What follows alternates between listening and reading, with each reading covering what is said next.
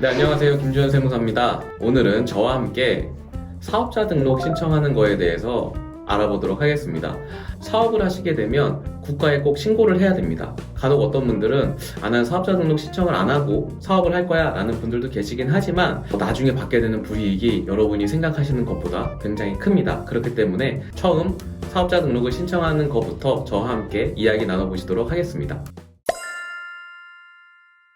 사업자 등록 양식을 보시면 여기 옆에 제가 잠깐 띄워드리겠습니다. 여기에 들어가는 항목이 어떤 것들이 있는지 주의 깊게 보셔야 합니다. 첫 번째로 상호가 들어가고요. 두 번째로 개업 연원일이 들어갑니다. 그리고 세 번째로 대표자의 이름과 생년월일이 들어가게 되고, 네 번째로 보시게 되면은 저희가 어떠한 업을 하는지, 그러니까 어떠한 사업을 할 건지에 대한 부분들이 기재가 되어 있습니다. 많은 분들이 내가 어떻게 사업을 해서 돈을 벌지에 대한 고민만 하시다 보니까 내가 사업자 등록은 어떻게 해야 되지? 라는 고민은 깊게 안 하시는 것 같아요.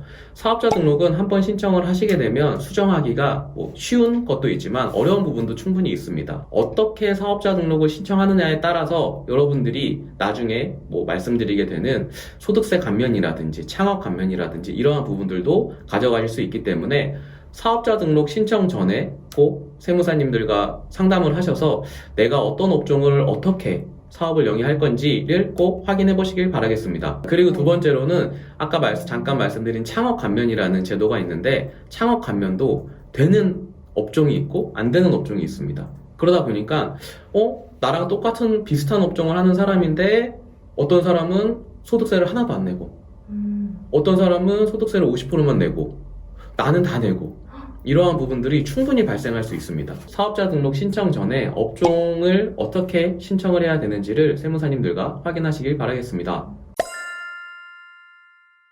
사업자 등록을 신청하시려고 하면 가장 고민이 되시는 게 이걸 것 같아요. 내가 언제 신청해야 되지?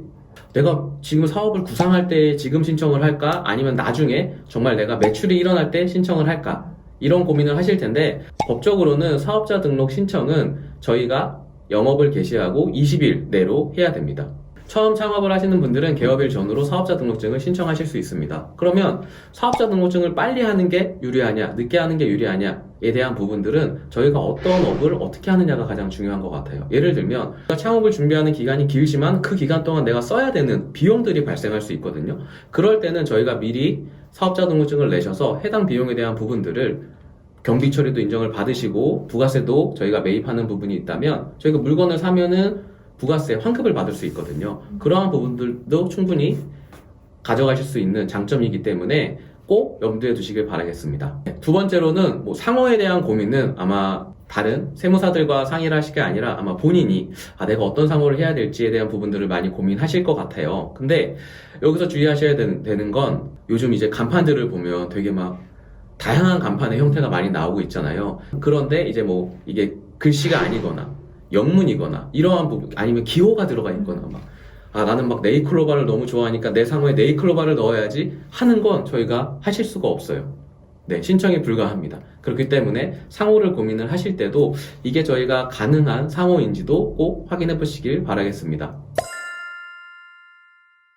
다음에 업종 코드에 대한 얘기를 말씀드리겠습니다. 업종 코드는 여러분들이 어떠한 사업을 하느냐에 따라서 이제 국세청 홈페이지에 들어가시게 되면은 내가 해당하는 업종이, 내가 하고자 하는 업이 어떤 업종에 해당되는지 나와 있습니다. 그 부분을 통해서 내가 이러한 업을 한다라고 하면 이러한 업종 코드로 신고를 해야 되는구나 라고 생각해 주시길 바라겠습니다. 하고 싶은 업종을 저희가 하는 게 아니라 실제 업으로 하는 업종을 기입해야 되는 부분을 꼭 잊지 마시길 바라겠습니다. 저희가 하는 업종이 나라의 허가를 받거나 인가를 받아야 되는 업종일 수도 있어요. 예를 들면 식당을 하신다라고 하면 구청에 저희가 허가 신청을 미리 받으셔야 되고, 그러한 부분들은 사업자 등록 신청하기 전에 미리 다 허가 신청서를 받으셔서 사업자 등록을 신청할 때 구비서류를 함께 제출을 해야 합니다.